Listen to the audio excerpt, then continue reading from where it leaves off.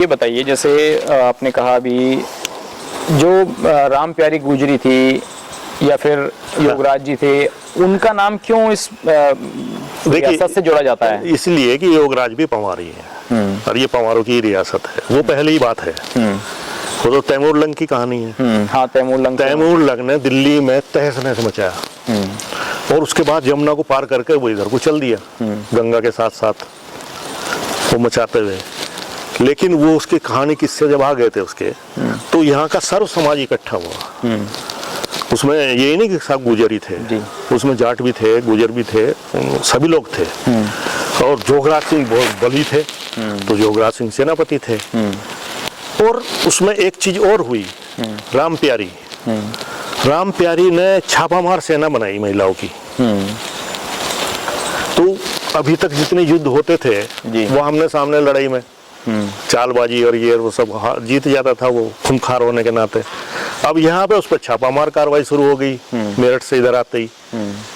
तो अल्टीमेटली वो से यहाँ से वो भागा क्योंकि छापामार कार्रवाई को बर्दाश्त नहीं कर पाया।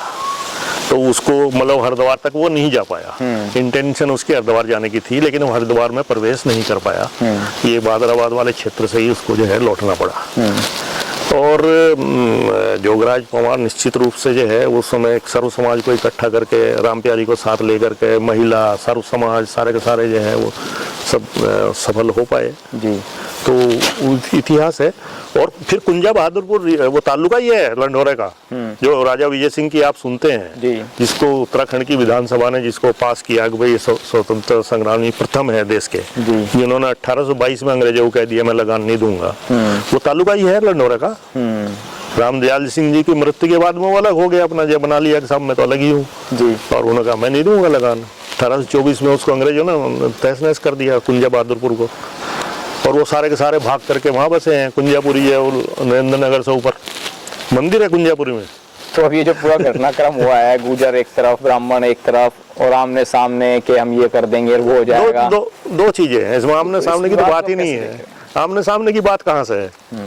किसने प्रणव ने किसी समाज को लिए गलत नहीं कहा, सिर्फ उस आदमी के लिए कहा। और प्रणव ने वैसे भी कभी नहीं कहा। इस तरह की बात नहीं है वो किसी को ब्लैकमेल करता हो, किसी से वसूली करता हो, ऐसा तो नहीं है। वो तो मस्त है अपने आप में। बस अब क्या करें, वो आदमी की हर की अलग अलग नेचर होती है, आप किसी को बाध्य तो नहीं कर सकते। लेकिन उसने किसी ये ब्लैकमेल करना और ये उसका दुरुपयोग करना ये उसने नहीं किया। तो थोड़ा बहुत वो तो करता रहता है, वो ड्रामा ड्रूमे करता है, कहीं गोली गाली चला देता है, वो है उसका अपना जो है। तो लेकिन वो इस तरह का कहीं नहीं किया। लर्नर्ड आदमी है, शिक्षित आदमी है। तो किसी की माँ के लिए इस तरीके के शब्द, हाँ वो थोड़ा गलत, लेकिन वो फेसबुक पे है मौखिक। तो फिर जो है जब उसने कह दिया तो फिर जा करके वो उकसाने वाली बात है, नहीं करना चाहिए। हम भी मानते हैं कि माँ बहन की गाली गलौज नहीं करनी चाहिए। लेकिन जो दूसरा है, अभी आप मेरे पास बैठे हैं, मैं जानता हूँ कि सचिन जी बहुत सभ्य आदमी है, तो क्या मैं गाली गलौज पे रहूंगा आपके साथ? नहीं आऊंगा ना। और एक कोई बदमाश आ जाए, उठाई गिरा आ जाए, तो मैं उसके साथ उसे तू तड़ाक से बात करता हूँ। तो टिट फॉर टैट, वो टिट फॉर टैट कह लो, या उसकी नेचर उमेश के बारे में वो जानते हैं बहुत अच्छी तरीके से।